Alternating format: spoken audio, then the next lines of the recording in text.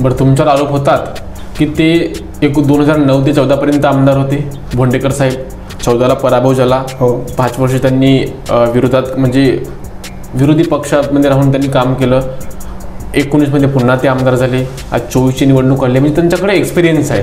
थोड्या वर्षाच्या त्यांच्याकडे जिंकण्याचा सुद्धा एक्सपिरियन्स आहे, हारण्याचा सुद्धा त्यांना एक्सपिरियन्स आहे.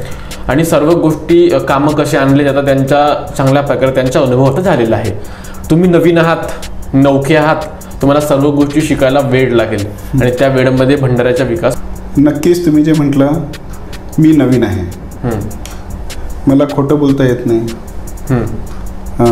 मला लबाडीपणा येत नाही, मला कमिशन घेता येत नाही, हे जे म्हणणारे विषय आहे. आज मी MBA आणि LLB झालेलो आहे. मला मार्केटिंगही येते आणि मला LLB पण झालेला आहे, म्हणून मला कानून जे असते तेही मला कळते. यावर्षी लाडक्या बहीण महायुती सोबत राहणार अशा चर्चा आहेत. काही लोक चर्चा करत आहेत. ह्या ठिकाणी महायुतीचे उमेदवार आहेत भोंडेकर साहेब. फटका बसणार तुम्हाला त्या लाडकी बहीण योजनेमध्ये? मी त्यांचा या विधानसभेचा लाडका भाऊ आहे, म्हणून त्या लाडकी बहीण योजनेचा फायदा नक्कीच नरेंद्र पहाडे म्हणजे त्यांच्या भावाला होणार आहे. ते तर म्हणतात की खूप विकास कामं केलं, शहरामध्ये रोड रस्ते बनवलं, रामजीचे भव्य 51 फूटची मूर्ती बनवली, जलपर्यटनाकरिता काम केलं, सौंदर्यीकरणाकरिता काम केलं, सिंचनाकरिता काम केलं, ग्रामीण रुग्णालय बनवली. की आजही श्रीरामांच्या मूर्तीचं काम अधुरं आहे. त्यांचं म्हणणं आहे की हे संपूर्ण झालेलं नाही, याला अजून 6 महिने लागतील. मग मी पुन्हा या चॅनल माध्यमातून तुम्हाला स्पष्ट करू इच्छितो, प्रभू श्रीराम हे आमचे आराध्य दैवत आहे. आमचे म्हटल्यापेक्षा संपूर्ण विश्वाचे ते आराध्य दैवत आहे. पण त्यांना कुठेतरी राजकीय फायदा आपला झाला पाहिजे. त्या राजकीय फायद्यासाठी खूप घाई गडबडीमध्ये त्यांनी ते श्रीरामांच्या मूर्तीचं उद्घाटन केलेलं आहे. म्हणाले की हे सर्व लोक राजकीय दृष्टिकोनातून विरोध करत आहेत आणि ते म्हणाले की ह्याचा खूप फायदा होणार आहे, भंडारा पर्यटन भंडाऱ्याचं वाढणार आहे. आणि हे जेवढे उमेदवार याचा विरोध करत आहेत ते जे हारल्याच्या पराभव झाल्याच्या नंतर त्याच ठिकाणी पूजा अर्चना करण्याकरिता, मन रमण्याकरिता येणार आहेत. नाही, ठीक आहे. आता त्यांचं हे म्हणणं आहे की बा हारल्यानंतर कोण तिथे जाईल, तर हे 23 तारखेला आपल्याला दिसूनच जाईल. आणि त्यांनाही मनोरंजनासाठी लागेलच 23 तारखेनंतर, कारण ते खुर्चीवरून खाली होणार आहे. नमस्कार, मी संघर्ष आणि आपण झकास मराठी पाहतात. महाराष्ट्र विधानसभा निवडणूक आपण कव्हर करत आहोत. 20 नोव्हेंबरला महाराष्ट्रामध्ये एकाच टप्प्यामध्ये मतदान होणार आहे. 23 नोव्हेंबरला त्याचे परिणाम घोषित होणार आहेत. 288 जागांवर उमेदवारांनी आपल्या तयारीला सुरुवात केली आहे. अगदी 6 ते 7 दिवसांच्या नंतर मतदान होणार आहे. बंद पेटीमध्ये मतदान होणार आहेत. नेमकं महाराष्ट्राची धुरा कोणाच्या खांद्यावर जाणार आहे, 288 विधानसभा क्षेत्रातील धुरा जबाबदारी कोणाच्या खांद्यावर जाणार आहे, याकडे संपूर्ण महाराष्ट्राचं लक्ष आहे. आपण भंडारा गोंदिया जिल्ह्यामध्ये काम करतो. 7 विधानसभा आहेत. 7 विधानसभांपैकी आज आपण भंडारा पवनी विधानसभा क्षेत्रामध्ये आहोत. भंडारा जिल्ह्यात 3 विधानसभा आहेत, त्यापैकी एक भंडारा पवनी विधानसभा क्षेत्राचं जर आपण पार्श्वभूमी पाहिली तर 2009ला हा क्षेत्र अनुसूचित जातींकरिता राखीव करण्यात आला. पहिल्यांदा शिवसेनेकडून नरेंद्र भोंडेकर या ठिकाणी आमदार झाले. 2014ला नरेंद्र भोंडेकर यांचा पराभव झाला आणि त्या ठिकाणी रामचंद्र अवसरे म्हणून भाजपचे, त्यावेळी सर्व पक्ष वेगवेगळे लढले होते, भाजपचे रामचंद्र अवसरे यांचा विजय झाला. 5 वर्ष त्यांनी सुद्धा काम केलं. मग 2019ची निवडणूक आली. 2019च्या निवडणुकीमध्ये पुन्हा नरेंद्र भोंडेकरांना उमेदवारी भेटेल असं जवळपास स्पष्ट असताना ते भाजपच्या कोट्याला गेल्यामुळे नरेंद्र भोंडेकर हे अपक्ष लढले, अपक्ष म्हणून निवडून आले आणि 5 वर्ष आता त्यांनी अपक्ष म्हणूनच कामगिरी बजावली. या 5 वर्षात महाराष्ट्रातील जनतेनं 3 वेगवेगळ्या प्रकारची सरकार पाहिली. पहिली म्हणजे तीच फडणवीस साहेब आणि अजित पवारांनी पहाटे पहाटे शपथ घेतलेली सरकार. दुसरी म्हणजे महाविकास आघाडीची सरकार, उद्धव ठाकरे मुख्यमंत्री होते. आणि तिसरी म्हणजे ती सरकार कोसळल्यानंतर उदयास आलेली महायुतीची सरकार, त्या ठिकाणी एकनाथ शिंदे हे मुख्यमंत्री झाले. असे 3 वेगवेगळ्या प्रकारची सरकार या महाराष्ट्रातील जनतेने हे 5 वर्षात पाहिली. आणि येथील विद्यमान आमदार नरेंद्र भोंडेकर यांनी सुद्धा ह्या 5 वर्षामध्ये काम केलं. मात्र आता 24च्या निवडणुकांआधी संपूर्ण या क्षेत्रातील राजकीय परिस्थिती बदलली. महाविकास आघाडी, महायुती आणि महाविकास आघाडीची उमेदवारी नेमकी कोणाला भेटेल याकडे सुद्धा चर्चा होती. शिवसेना उद्धव बाळासाहेब ठाकरे गट ह्या ठिकाणी तयारी करत होता. काँग्रेस पक्षसुद्धा तयारी करत होता आणि अगदी शेवटच्या दिवसांपर्यंत सीट शेअरिंगमध्ये तडजोड सुरू होती. मात्र अखेर ही उमेदवारी काँग्रेस पक्षाच्या वाटेला गेल्यामुळे शिवसेना उभाटा गटामध्ये काम करत असलेले, ह्या क्षेत्रामध्ये काम करत असलेले नरेंद्र पहाडे यांनी बंड पुकारत त्यांनी अपक्ष फॉर्म भरला. अपक्ष ते ह्या निवडणुकीच्या मैदानामध्ये आहेत, रिंगणामध्ये आहेत आणि आता त्रिकोणी फाईट ह्या ठिकाणी होणार आहे अशी राजकीय चर्चा ह्या विधानसभा क्षेत्रामध्ये आहेत. आज आमच्या बैठकीमध्ये चर्चा करण्याकरिता स्वतः अपक्ष उमेदवार नरेंद्र पहाडे आहेत. नेमकं ह्या विधानसभा निवडणुकांमध्ये नेमकं काय मुद्दे आहेत, ते कोणत्या मुद्द्यांवर ही निवडणूक लढत आहेत, काय त्यांची तयारी सुरू आहे, काय त्यांचं ह्या क्षेत्राकरिता विजन आहे, आपण जाणून घेण्याचा प्रयत्न करूया. आज आमच्या बैठकीमध्ये चर्चा करण्याकरिता स्वतः अपक्ष भंडारा पवनी विधानसभा क्षेत्राचे उमेदवार नरेंद्र पहाडे आहेत. नरेंद्रजी, स्वागत आहे आपल्या झकास मराठीवर. स्वागत. धन्यवाद. जसं मी म्हटलं की तुम्ही महाविकास आघाडीकडून तुम्ही उमेदवारी मागत होते, अगदी शेवटच्या दिवसांपर्यंत तडजोड सुरू होती, मात्र उमेदवारी मिळाली नाही. आपण अपक्ष फॉर्म भरले, आता लोकांपर्यंत पोहोचत आहात, प्रचार करत आहात. कशी तयारी सुरू आहे, काय प्रतिसाद लोकांच्या भेटत आहे, काय बोलतात लोक? सर्वप्रथम तुम्ही आज या ठिकाणी आपण जे चर्चा करतोय त्यासाठी तुमच्या चॅनलचा धन्यवाद करतोय. तुम्ही जो प्रश्न विचारला की अपक्ष उमेदवारी भरली आहे, तर मी सर्वप्रथम हे तुम्हाला सांगू इच्छितो की माझी उमेदवारी ही अपक्ष नसून ही जनतेची उमेदवारी आहे. जनतेने ठरवलेला की नाही नरेंद्र पहाडे हा आमचा उमेदवार राहिला पाहिजे. तर हे कसं झालं आणि काय म्हणजे याचं मी का बरं असं म्हणतोय जनतेचा उमेदवार. ज्या वेळेला पक्षाची तिकीट ही मिळणारे 100% असल्यानंतर सगळं जे काही झाल्यानंतर अचानक ते पूजाताईचं नाव आलं की पूजाताई ठवकर यांना ती उमेदवारी मिळालेली आहे. तर मग त्यावेळेला प्रश्न पडला की आता काय करायचं. ठरवलं होतं की लढायचं म्हणजे लढायचं, पण लढायचं त्यावेळेला ही परिस्थिती निर्माण झाल्यावर जे माझे सहकारी मित्रमंडळी आणि जे काही माझे कार्यकर्ते आणि जे पदाधिकारी होते त्या सर्वांना आम्ही चर्चा करून ही उमेदवारी लढतो आहे. आणि लढतो आहे म्हणजे हा जनतेचा उमेदवार म्हणून तुम्ही माझ्या प्रत्येक बॅनरवर बघाल अपक्ष उमेदवारी आम्ही कुठेच टाकलेले नाही आहे. ती आमची टॅगलाईन आहे. टॅगलाईन म्हणजे जनतेतून आलेला जनतेचा उमेदवार म्हणून आम्ही या विधानसभेला समोर जातो आहे. बरं, लोकांमध्ये फिरता प्रतिसाद कसा भेटत आहे लोकांच्या? प्रचंड असा उत्तम असा प्रतिसाद आहे. तर कालच आम्ही चोवा गावात गेलो होतो. रात्री 9 साडेनऊ वाजता आम्ही जर का कोणत्या गावात गेलो तर आज युवकांप्रती जे त्यांचा जो प्रतिसाद आहे, युवकांचा प्रतिसाद जो आहे तो फारच असा सुंदर प्रतिसाद आहे आणि त्यांना वाटतं काहीतरी बदल घडवायचा आहे. म्हणून 9 साडेनऊ वाजतापर्यंत जरी आम्ही गावात गेलो तर त्या ठिकाणी 100-150 पोरं असे जमा होऊन जातात. कुठून येतात, काय येतात ते काही कळायला मार्ग नसतं. म्हणजे काल तर मी अक्षरशः शॉक झालो थोडंसं. 9 वाजले होते त्या गावात गेलो तर म्हणजे तिथे पाय ठेवायला जागा नव्हती. म्हणजे मी भाषण देताना काय करू कसं करू असं मला ते अवघड झालं होतं. तर युवकांमध्ये काफी जास्त म्हणजे खूप जास्त असा क्रेज आहे आणि ते माझ्या पाठीशी आहे. बरं, प्रत्येक निवडणुकीला वेगवेगळे मुद्दे राहतात. 2014ची निवडणूक वेगळ्या मुद्द्यांवर झाली, 19ची वेगळ्या मुद्द्यांवर झाली आणि आता 5 वर्षात 3 वेगवेगळ्या प्रकारचे मुख्यमंत्री पाहिल्याच्या नंतर पहिल्यांदाच हे सर्व उमेदवार या ठिकाणी जनतेच्या समोर येत आहेत. त्यानंतर हा घटनाक्रम झाल्यानंतर पहिलीची निवडणूक आहे. ह्या वर्षी कोणते मुद्दे ह्या विधानसभा निवडणुकीला राहणार आहेत? बघा, मी सर्वप्रथम तर हे सांगतो, आजकाल लोकांना हे नाही कळतं की म्हणजे कोणी जर का म्हणत असेल की मी राष्ट्रवादीचा आहे तर त्याला विचारावं लागते कोणती अरे बाबा तू घडीचा आहे की तुतारीचा आहे. बरोबर. तसंच आमच्या शिवसेनेचं झालेलं होतं की शिवसेनामध्ये आता तू धनुष्यबाणाचा आहे की मशालचा आहे. तर हे आणि लोकांनाही माहिती नाही की मी आता कोणत्या पक्षाला आहे आणि कसं काय. हे महाराष्ट्राचं राजकारण फारच विचित्र आणि वातावरणच गढूळ झालेलं आहे राजकारणाचं. तर यावेळेला मुद्दे जर का आपण पाहतो, आपण भंडारा पवनी विधानसभेबद्दल जर बोलतो तर भंडारा पवनी विधानसभेमध्ये आज जे काही म्हणतो आपण मुद्दे भरपूर आहेत. आज काही नसताना आज आम्ही माझी जी संघटना होती युवा गर्जना प्रतिष्ठान, या संघटनेमार्फत आम्ही रोजगार मेळावे घेतले. तर रोजगार मेळावे फक्त काही लोक जे राजकीय असतात की नाही मी घेऊन राहिलेलो आहे तर लोकांना दाखवण्यासाठी नाही, तर त्या रोजगार मेळाव्यामध्ये लोकांना रोजगार कसं मिळेल यासाठी आम्ही रोजगार मेळावे घेतले. मिहानमध्ये सिॲट कंपनी असेल, अशा अनेक मोठ्या कंपनींचे आम्ही संबंध आहेत. तर त्यांना मी म्हटलं होतं की तुम्ही प्रत्येकदा एका मीटिंगमध्ये बसलो असताना चर्चा झाली की तुम्ही म्हणजे त्यांना रिक्वायरमेंट होती काही 100 मुलं मुली त्यांना हवे होते. म्हणजे फॉर्च्युनेटली मी त्या मीटिंगला बसलो होतो.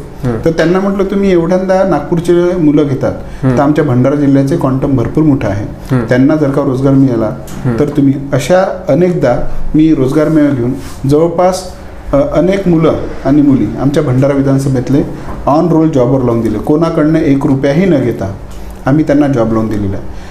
असे मुद्दे राजकीय जे पदाधिकारी आहेत त्यांनी हा दृष्टिकोन कधी ठेवलाच नाही.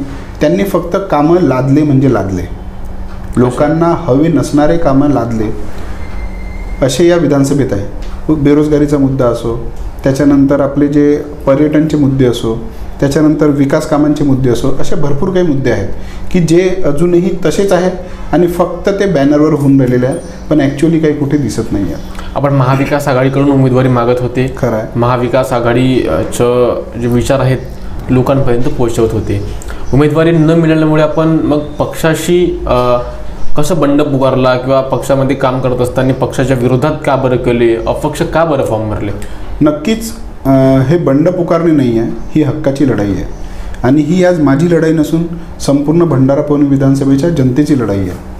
बंड पुकारला म्हणता तर बिलकुल येणार नाही, कारण हे सगळं शाश्वत होतं, पण राजकारणात काही खरं नसतं. म्हणजे ही तिकीट उद्धव बाळासाहेब ठाकरे या पक्षाला 100% राहणार म्हणजे राहणार हे सांगून ठेवलेलं होतं आणि त्या हिशोबाने आमची तयारी पण होती. तर तयारी असताना आता तिकीट मिळाली नाही. काही आमचे जे पक्षप्रमुख असतील किंवा जे काही कुठेतरी आमच्या पक्षप्रमुख किंवा आमच्या पक्षाकडनं काहीतरी कमतरता राहिली असावी म्हणून 7 पैकी एकही विधानसभा इथे आम्हाला जर का तिकीट मिळत नसेल तर म्हणजे उद्धव बाळासाहेब ठाकरे पक्षाच्या लोकांनी इथे कार्यकर्त्यांनी झेंडा कसा पकडावा, म्हणजे पूर्ण भंडारा गोंदिया जिल्हा खाली झालाच. जर इथली एक तरी उमेदवारी आम्हाला जर मिळाली असती तर नक्कीच ती उमेदवारी आपण जिंकून आणलीच असती. पण तरी पक्षाने जरी उमेदवारी दिली नाही तरी आम्ही तटस्थ असून ही भंडारा पवनी विधानसभा ही आपण लढतो आहे. अपक्ष नाही तर जनतेचा उमेदवार म्हणून लढतो आहे. 5 वर्षापासून इथं आमदार आहेत नरेंद्र बोंडेकर. बरोबर. कसा आहे त्यांचा कार्यकाळ 5 वर्षाचा तुमच्यामध्ये, कशी त्यांच्या कार्यकाळाला कसं एक्सप्लोर कराल? त्यांचा कार्यकाळ एक्सप्लोर मी करण्यापेक्षा जनतेला तर माहितीच आहे. आता छोटे छोटे मुद्दे सांगतो. एक आता जर काही एखादी प्रोजेक्ट असेल किंवा काही असेल, हा जो पैसा असतो हा जनतेचा पैसा असतो. आमदार म्हणतात की मी एवढे पैसे दिले, मी एवढे पैसे आणले, 3,000 कोटी, 3,500 कोटी, 4,000 कोटी, ऐकायला खूप बरं वाटते. पण ॲक्च्युली जेव्हा आपण ग्राउंडवर पाहतो तर हे कुठेच प्रत्यक्षात होताना दिसत नाही. आज आपण पाहतो ई-लायब्ररी जी भंडारा शहरात बनलेली आहे त्याला जवळपास काहीतरी 70 लाखाची वगैरे त्याचं एस्टिमेशन वगैरे आहे असं म्हणतात. तर त्या 70 लाखाच्या एस्टिमेटमध्ये जर का तुम्ही माझ्यासोबत चला ई-लायब्ररी दाखवतो, आज त्याची परिस्थिती काय आणि त्याचा बनवण्याचा क्वालिटी आणि कन्स्ट्रक्शन काय आहे, असे अनेक मुद्दे आहेत. त्यानंतर आपण पाहतो जलपर्यटन म्हणतो. जलपर्यटनपेक्षा जलशुद्धीकरण हा महत्त्वाचा मुद्दा होता. आज आपण पाहतो नाग नदीचं जे पाणी आहे तेही आज आपल्या नदीमध्ये मिळतो आहे. म्हणजे जर का कोणी पर्यटन आला आणि तो बोटवर बसेल तर बोटवर काय तो म्हणजे तोंडावर रुमाल ठेवून बसेल. म्हणजे पहिले जे बेसिक मुद्दे होते ते कामं आपण या विधानसभेला करायला पाहिजे होते. तर आमदारांनी एकही काम असं केलं नाही की जे लोकांच्या हितासाठी आणि लोकांसाठी इथे आहे. बरं, का बरं? तर खूप विकास कामं केली म्हणत आहेत, सर्व लोकांच्या समस्या दूर करण्याचा प्रयत्न केला म्हणत आहेत. नाही, एक तरी सिंगल प्रोजेक्ट त्यांनी सांगावा की हा प्रोजेक्ट मी कंप्लीट केलेला आहे. दुसऱ्यांनी केलेला प्रोजेक्ट मग तिथे त्यांचं राजकारण सुरू होऊन जातं की बा नाही हा प्रोजेक्ट मी आणलेला आहे. आता त्या दिवशीच भिलवाडा गावात गेलो होतो, काहीतरी त्यांचं एक प्रोजेक्टचं सांगत होतं की हा काम आम्ही आणलेला आहे. म्हणजे त्यांनी जे जिल्हा परिषदचे जे हे आहेत विनोदजी बांते त्यांनी सांगितलं की हे काम आम्ही केल्यानंतर आमदार तिथे बॅनर आणि फलक लावतो की हे काम आमदारच्या फंडमध्ये आलेलं आहे. म्हणजे ही लढाई कशासाठी? फक्त म्हणजे नावासाठी? तर ही नावासाठी लढाई नसून ही फक्त पैशाची लढाई सुरू आहे. म्हणजे कोणत्या कामामधून आपल्याला फायदा मिळेल हेच कामं या विधानसभेत होऊन राहिलेले आहेत. ते तर म्हणतात की खूप विकास कामं केलं, शहरामध्ये रोड रस्ते बनवलं, रामजीचे भव्य 51 फूटची मूर्ती बनवली, जलपर्यटनाकरिता काम केलं, सौंदर्यीकरणाकरिता काम केलं, सिंचनाकरिता काम केलं, ग्रामीण रुग्णालय बनवली, सर्व कामांच्या सांगत आहेत. महिला रुग्णालय का बरं नाही झालं हा प्रश्न म्हणजे मी तुमच्या चॅनलच्या मार्फत त्यांना विचारतो आहे. त्यानंतर तुम्ही 51 फुटाचा रामांची मूर्ती प्रभू श्रीरामांच्या मूर्तीबद्दल बोलतो आहे. आज आपण पाहतो त्यांचे स्टेटमेंट आहे, तुम्ही उघडून बघा की आजही श्रीरामांच्या मूर्तीचं काम अधुरं आहे. त्यांचं म्हणणं आहे की हे संपूर्ण झालेलं नाही, याला अजून 6 महिने लागतील. मग मी पुन्हा या चॅनल माध्यमातून तुम्हाला स्पष्ट करू इच्छितो, प्रभू श्रीराम हे आमचे आराध्य दैवत आहे. आमचे म्हटल्यापेक्षा संपूर्ण विश्वाचे ते आराध्य दैवत आहेत. पण त्यांना कुठेतरी राजकीय फायदा आपला झाला पाहिजे. त्या राजकीय फायद्यासाठी खूप घाई गडबडीमध्ये त्यांनी ते श्रीरामांच्या मूर्तीचं उद्घाटन केलेलं आहे. तर या सगळ्या गोष्टीमध्ये लोकांना दिसतं की फक्त राजकीय फायदा कुठे आहे आणि काय आहे. अजूनही त्याचं कन्स्ट्रक्शन आणि काम सुरू आहे, हे त्यांचं स्टेटमेंट आहे. आणि जेव्हा आपण कोणती मूर्ती स्थापित करतो, आज एवढी मोठी मूर्ती आपण स्थापित करतोय, त्याच्यासाठी होम हवन होतात, किती पंडित बोलवले जातात. आता ते त्यांना ते कळत नसावं की बा काय कशी प्रतिष्ठा केली पाहिजे, म्हणून त्यांनी ते काही न करता फक्त आणि फक्त राजकीय व्यवस्थेमध्ये कसा काय आपल्याला फायदा मिळेल, त्या फायद्यामुळेच त्यांनी ते प्रभू श्रीरामांच्या मूर्तीचं प्राणप्रतिष्ठा केलेली आहे. ते म्हणाले की तिथं भंडाऱ्याच्या आस्थेचं प्रतीक आहे. ज्याप्रमाणे अयोध्येमध्ये लोक जात आहेत, तशाच प्रकारे भंडाऱ्याच्या पर्यटन वाढावं, भंडाऱ्याच्या त्याच पार्श्वभूमीवर त्यांनी मूर्ती बनवली. आणि ते तर म्हणाले की तुम्ही त्याच्याविषयी कंप्लेन्स केलं, त्या मूर्तींच्या त्या विरोधामध्ये तुम्ही गेले आणि तुम्ही शिवसेना पक्ष लोकांपर्यंत पोहोचवतात, हिंदुत्वाचे तुम्ही पुजारी आहात, मात्र तुम्ही रामाजीच्या त्या मूर्तीचा विरोध करतात. मग हा कसला तुमचा हिंदुत्व? पुन्हा एकदा सांगतो, प्रभू श्रीराम हे आमचे आराध्य दैवत आहेत. प्रभू श्रीरामांची मूर्ती स्थापित होणे हे आमच्यासाठीही गर्वाची गोष्ट आहे आणि सर्व भारत देशातल्या लोकांसाठी ही गर्वाची गोष्ट आहे की भंडारामध्ये 51 फुटाची जी प्रभू श्रीरामांची मूर्ती बनत आहे. पण ती ॲक्च्युअली आपण पाहतो की ते फक्त आणि फक्त राजकीय तुम्ही करायला पाहिजे होतं ना. पूर्ण त्याचं काम कंप्लीट करा. आम्ही पण त्या कार्यक्रमात सहभागी झालो असतो. म्हणजे तुम्ही स्वतः म्हणता की ते मूर्ती अजूनही तिथलं काम कंप्लीट झालेलं नाही, अजून त्याला 6 महिने लागेल. मग का बरं एवढ्या घाईमध्ये तुम्ही केले? आणि आम्ही कंप्लेंट कोणतीच केलेली नाही आहे. कंप्लेंट हे की जे काही मालवणमध्ये झालं, छत्रपती शिवाजी महाराज यांची जे मूर्तीचं तिथे जे मूर्ती पडली, तर हा प्रकार तिथे जो झाला तो प्रकार आमचा भंडाऱ्यामध्ये रिपीट झाला नाही पाहिजे. त्या एका शुद्ध विचाराने आम्ही विचारलं की बा त्याच्यासाठी जे लागणारे जे काही डॉक्युमेंट्स आहे, ते काही परवानग्या आहे, जे आर्किटेक्चरल डिझाईन आणि ते सगळं काही आहेत का, हा आमच्या शिवसेनातर्फे हा एक आमचा मांडणं होतं. आणि तोच प्रश्न आम्ही विचारला होता. प्रभू श्रीरामांच्या मूर्तीसाठी आमचा विरोध नाही आणि कधी राहणारही नाही. ते म्हणाले की हे सर्व लोक राजकीय दृष्टिकोनातून विरोध करत आहेत आणि ते म्हणाले की ह्याचा खूप फायदा होणार आहे, पर्यटन भंडाऱ्याचं वाढणार आहे. आणि हे जेवढे उमेदवार याचा विरोध करत आहेत ते जे पराभव झाल्याच्या नंतर त्याच ठिकाणी पूजा अर्चना करण्याकरिता, मन रमण्याकरिता येणार आहेत. नाही, ठीक आहे. आता त्यांचं हे म्हणणं आहे की बा हारल्यानंतर कोण तिथे जाईल, तर हे 23 तारखेला आपल्याला दिसूनच जाईल. आणि त्यांनाही मनोरंजनासाठी लागेलच 23 तारखेनंतर, कारण ते खुर्चीवरून खाली होणार आहे. तर आणि प्रभू श्रीरामांच्या मूर्तीबद्दल आमचा विरोध नाही आणि कधी राहणारही नाही. तुमच्यावर ते आरोप करत आहेत की तुम्ही बाहेरचे आहात आणि भंडारा विधानसभा क्षेत्रामध्ये राजकारण करत आहात, इथल्या लोकांनाही पसंत नाही. ह्या वर्षी लोक इथला लोकल कॅन्डिडेटकडे आकर्षित आहेत, लोकल माणसाला निवडून देणार आहेत. आता त्यांनी पण ते मूळ गावचे, मला वाटतं तुमसरचे आहेत, भोंडेकरजी तुमसरचे आहेत. हां, तुमसरचे आहेत. आणि त्यांनी जर का म्हटलं की बा हा बाहेरचा उमेदवार आहे, 2019 मध्ये मी भाजपची उमेदवारी मागितली होती, त्यावेळेला विधानसभेची तिकीट मागितली होती. त्याच्या अगोदर तुम्ही जर का किती क्लिप्स बघाल तर त्याच्यामध्ये काही सार्वजनिक मंचावर ते भोंडेकरजी आणि मी एका मंचावर होतो. म्हणजे 2016-17 पासून जर का मी इथे आहे, माझा व्यापार इथे आहे, राईस मिल माझी इथे या जिल्ह्यामध्ये आहे, हा ऑफिस जिथे आपण बसलेलो आहे, या ऑफिसची रजिस्ट्री मी तुम्हाला दाखवून देईल की कधीपासून माझं ऑफिस इथे परचेस्ड आहे. हे काही कोणत्या किरायाचं वगैरे नाही आहे. माझं ऑफिस इथे आहे, माझं राहणं इथे, माझी मुलगी इथे शिकते. तर हे वास्तविकता काय आहे, हा मुद्दा राजकारणाचा राहू शकत नाही की हा बाहेरचा आहे आणि काय आहे. ते जे काही बोलत असतील ते त्यांच्या राजकीय फायद्यासाठी बोलत आहेत. पण हे जनतेला माहिती आहे, राजकारणाचे मुद्दे हे नसतात. तुम्ही काय केलं आणि मी काय करणार, हे राजकीय मुद्दे आहेत. हा बाहेरचा आहे, हा आतमधला आहे. आता मोठे मोठे नेते राहतात कुठे, जन्म जरी नागपूरचा झाला असेल, माझं बर्थ सर्टिफिकेट, जन्माचा दाखला नागपूरचा असेल, तर माझं हे डेथ सर्टिफिकेट जे आहे ते भंडाऱ्याचं राहणार आहे. भंडाऱ्याचा राहणार आहे. भंडाऱ्याचा राहणार आहे. हा मुद्दा म्हणजे बळी पडणार नाही लोक ह्या मुद्द्यावर, बिलकुल बळी नाही पडणार.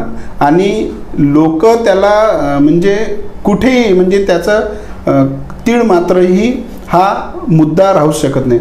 पण त्यांनी एका अपक्ष, तुम्ही म्हणता अपक्ष उमेदवार टीका टिप्पणी करणं, एक तुम्ही समजू शकता की बा एवढे मोठे 10 वर्षाचे आमदार, पालकमंत्रीचे जे दावेदार होते, ते जर का माझ्यावर टीका टिप्पणी करताय, तर त्याच्याहून आपल्याला कळून जातं की बा आज वास्तविक परिस्थिती काय आहे.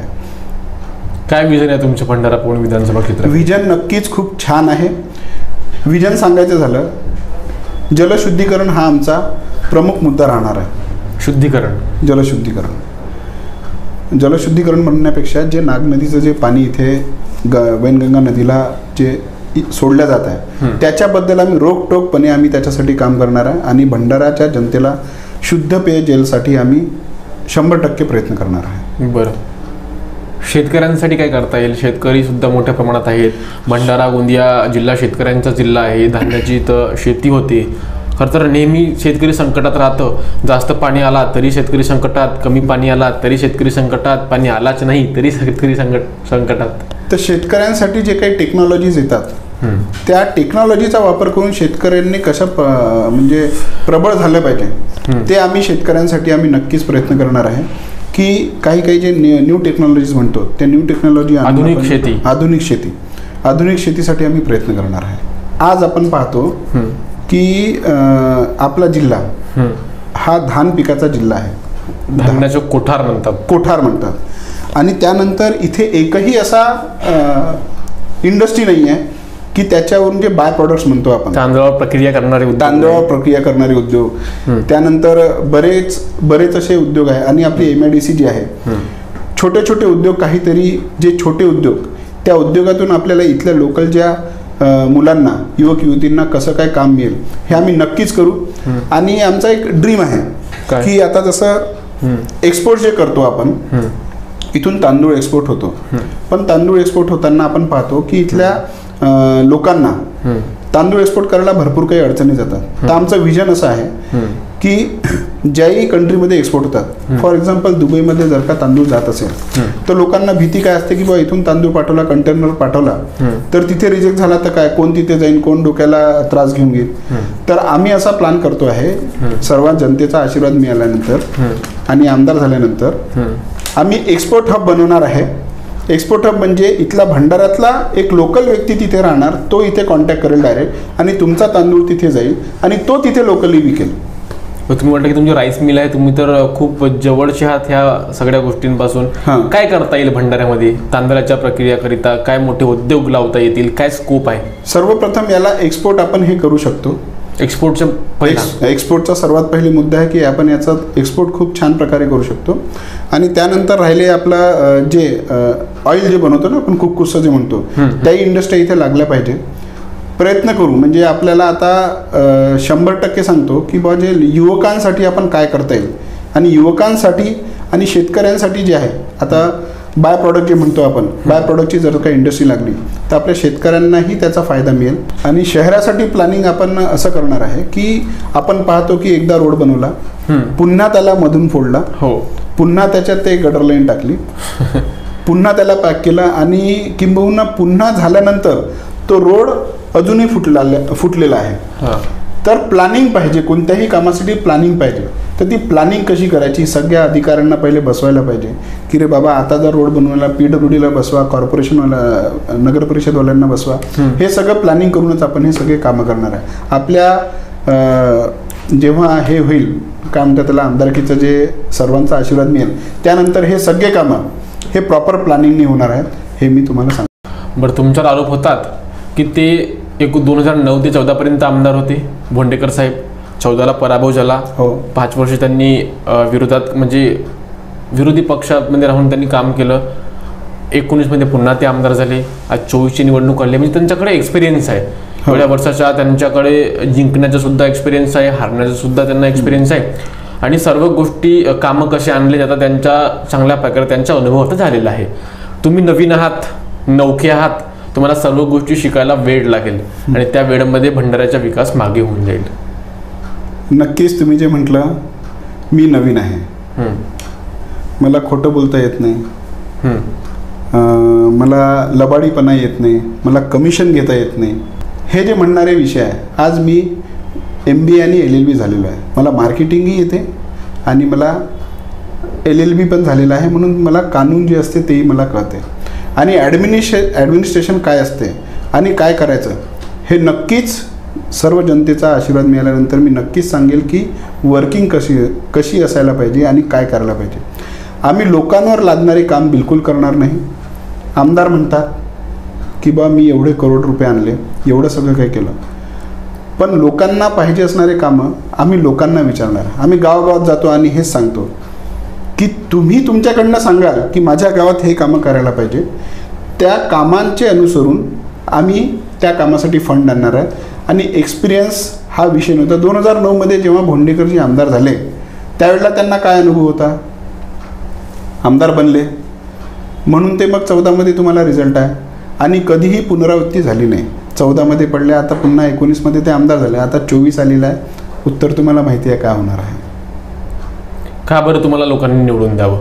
काय आहे तुमच्याकडे स्पेशल की लोकांनी जेव्हा ते मतदार पेटीच्या म्हणजे वोटिंग मशीनच्या समोर जातील, का बरं तुमच्या चिन्हावर बटन दाबायला पाहिजे?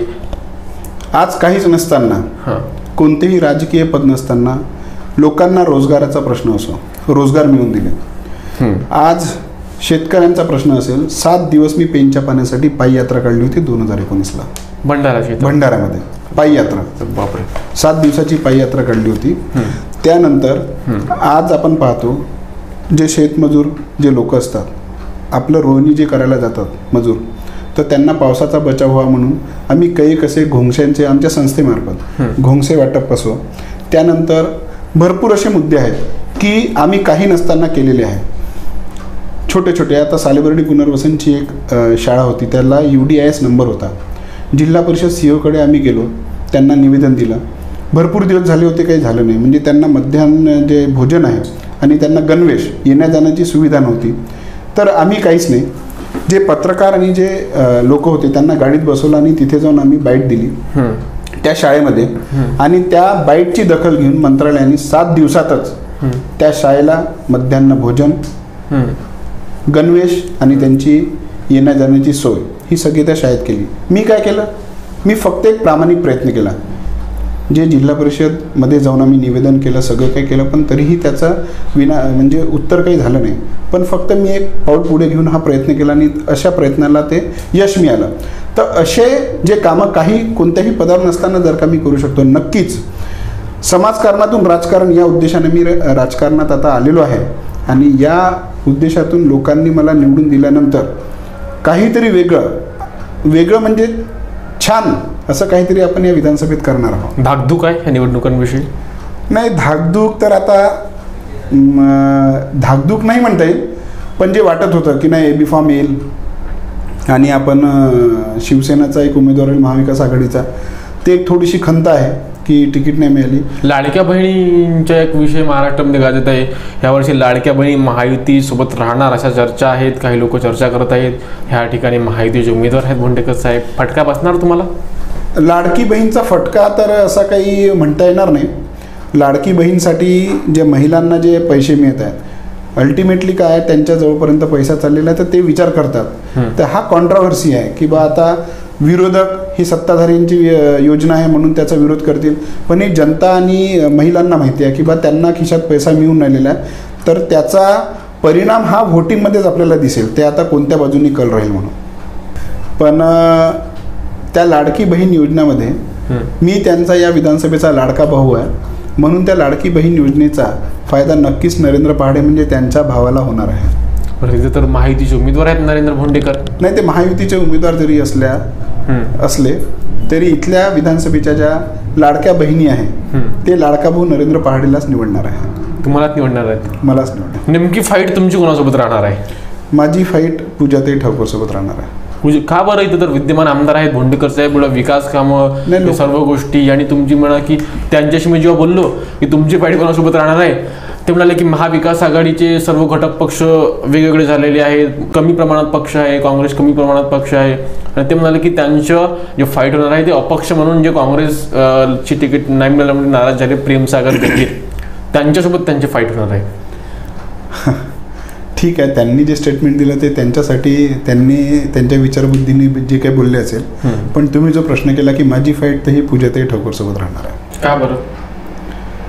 का बरं? आता महाविकास आघाडीचा जो घटक आहे आणि पंजाचा जो सिम्बॉल आहे, त्या सिम्बॉलच्या घटकातून असं वाटते, आणि मी एक जनतेचा उमेदवार, माझा सिम्बॉल जो आहे तुतारी, कोणी पिपाणी म्हणतात त्याला, हा सिम्बॉल मला घराघरापर्यंत पोहोचवणं हा एक माझ्याकडे टास्क आहे आणि नरेंद्र पहाडे जरी पोहोचला असेल तर त्याचा सिम्बॉल आता पोहोचवण्याचा टास्क आहे, म्हणून ती एक थोडी धाकधूक आहे.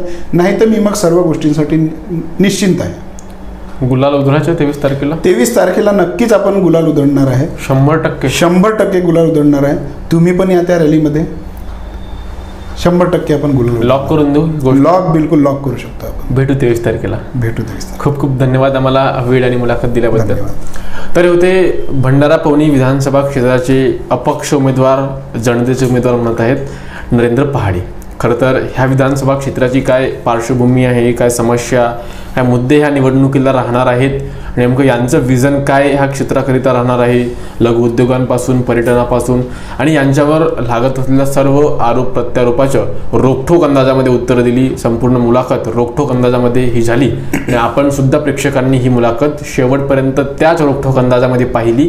त्याबद्दल सर्व प्रेक्षकांचे सुद्धा मनापासून आभार. खूप खूप धन्यवाद.